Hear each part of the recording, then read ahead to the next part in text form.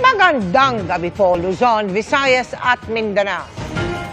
Sa huling araw ng sesyon, inimpeach ng Kamara si Vice President Sara Duterte.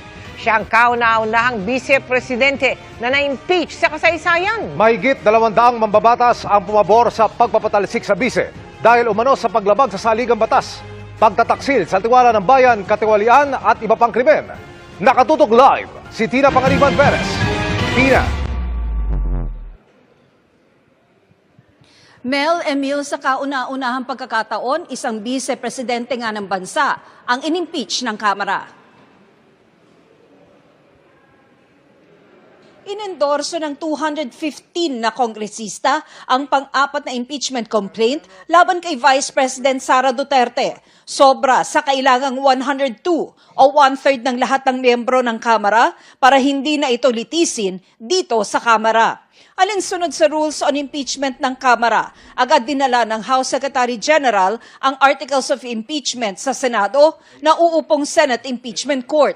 Considering that the Secretary General has certified that at least 215 members of the House of Representatives have verified and swore before him the said impeachment complaint against Vice President Sara Zimmerman Duterte, and consistent with our rules, I move that the Secretary General be directed immediately to endorse the same to the Senate.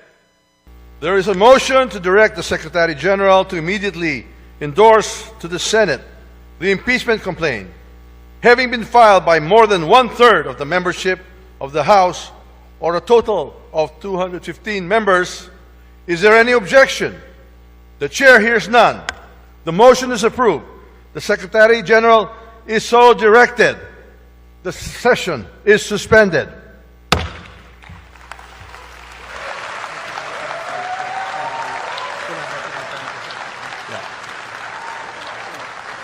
Culpable violation of the Constitution, flagrant betrayal of public trust, graft and corruption, at other high crimes ang grounds for impeachment. Kasama sa mga binanggit na umano'y pagkakasala ng bise, ang pag-amin niya sa isang live broadcast na kumontrata siya ng papatay kay Pangulong Bongbong Marcos, First Lady Liza Araneta Marcos, at House Speaker Martin Romualdez.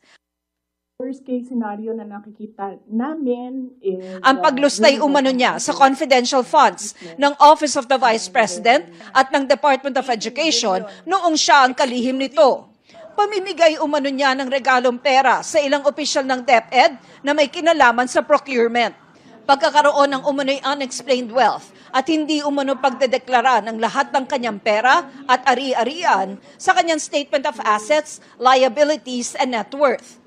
Kabilang dito ang mahigit 2 bilyong transaksyon daw mula 2006 hanggang 2015 sa ilang joint accounts nila ng kanyang amang si dating Pangulong Rodrigo Duterte noong siya ay lokal na opisyal pa ng Davao City.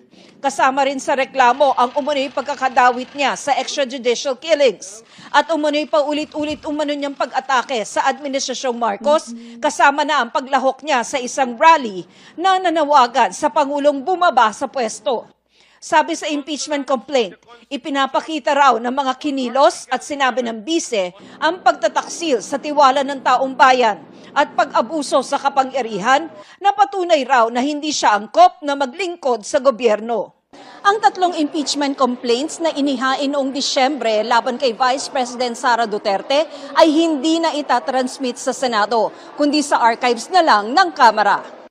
Bagamat impeach na si Vice President Duterte, hindi pa siya maaalis sa pwesto dahil kailangan pang magsagawa ng paglilitis ang Senate Impeachment Court. Once it's approved, transmitted na agad sa Senate. Sir, that means impeach na si Vice President. Yeah. Well, the word is impeach. But of course, she has to be tried by the Senate, no? So even if she's impeached and not yet convicted by the Senate, she is still the She's still the Vice sitting President. Vice President.